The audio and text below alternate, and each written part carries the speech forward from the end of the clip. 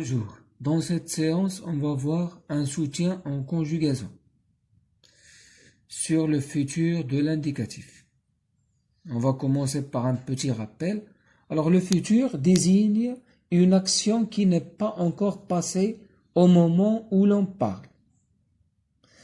Dans cet axe du temps, on va voir qu'il y a 3 temps principaux qui sont le présent, qui désigne maintenant, le moment où je parle, le passé, avant, ça veut dire avant le moment où je parle, et le futur qui désigne le moment, après le moment où je parle.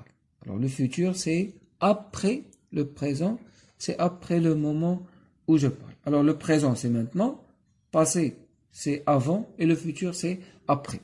On va voir un exemple. Demain, j'achèterai un ordinateur.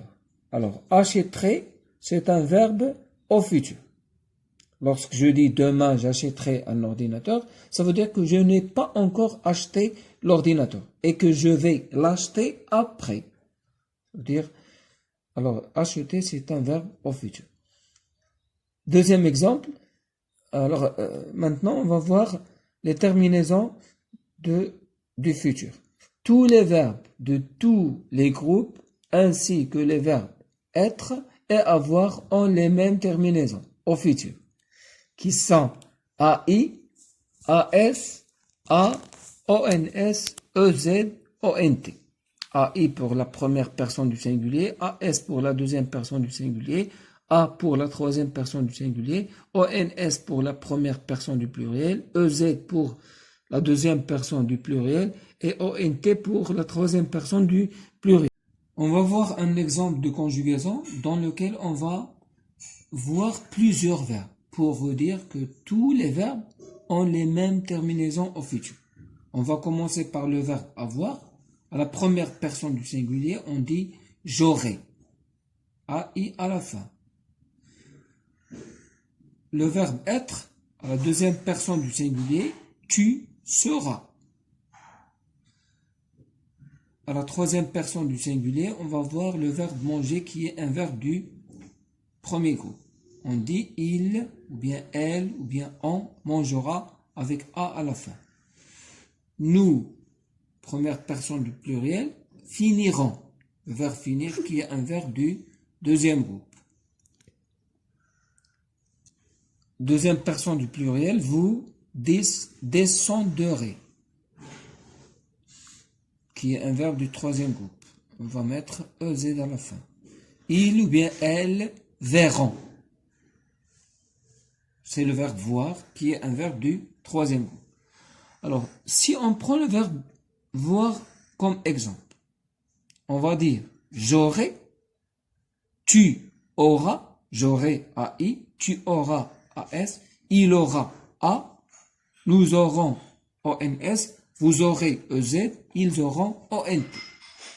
Alors, on va mettre les terminaisons du futur.